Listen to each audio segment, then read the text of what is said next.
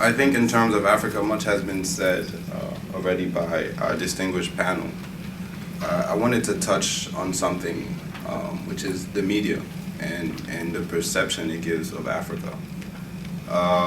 If you turn on CNN or even MSNBC, whichever, you're not going to invest in Africa. And unfortunately, a lot of American investors are influenced by this media, and they're missing out on great opportunities in Africa. Unfortunately, a lot of those opportunities are being taken by Chinese and Indian entrepreneurs.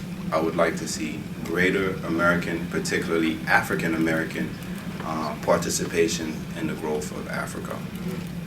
Speaking of that media, I should have said in the beginning that I'm the Chief Operating Officer of Solektra International, which is a solar electrification company which has launched a better known initiative known as Acorn Lighting Africa, which is branded by the African American artist Acorn.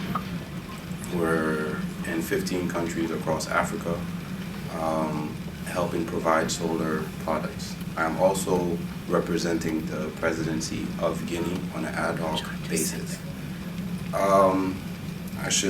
The elephant in the room is that Guinea was hit by the Ebola virus.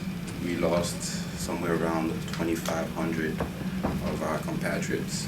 And unfortunately, it affected the economies of all the other countries. By the time we knew it was Ebola, 70 people had died. And Americans might be much more aware of Ebola because of Hollywood. We had movies like The Siege or Outbreak. Outbreak was one of those movies. West Africans were not aware of it, so by the time we grappled with what it was, it had reached every part of the country. I am so happy to say that on December 26th, and I think the Reverend was there, Guinea was declared Ebola free.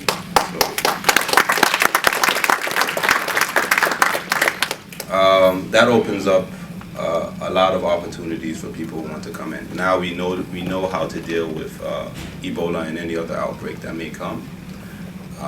Guinea, unlike some of these countries here, which I love very much, is much less developed in terms of infrastructure, in terms of some of its sectors, but it has great potential. For one, it has 15 million acres of arable land. Most of our goods are imported, which include 250,000 tons of rice, which can all be produced locally. In terms of water, we have enormous potential. 3 major rivers in West Africa, including the Niger River, which waters Nigeria, starts in Guinea. In terms of mining, we have the largest deposits of bauxite, which is used to make aluminum, for those who don't know. The best quality iron ore, 700,000 tons of gold, 30 million carats of diamond. You have nickel, copper, cobalt, manganese, oil and gas, the list goes on. And the best thing is you have very little competition. And this is the time. Now, the government has worked on making sure the investment code is investor friendly. A lot of tax breaks are given. There are no corporate taxes for companies for 5 to 8 years. You have numerous reforms that are going on to make it much more easy to bring in capital and take out your capital as well, and to protect your acquired rights. So we have worked a lot on this, and we are inviting everyone to come into Guinea to see the potential. It is one of the poorest countries in one of the poorest regions in the world, which is West Africa. But like it has been said here, the returns are phenomenal.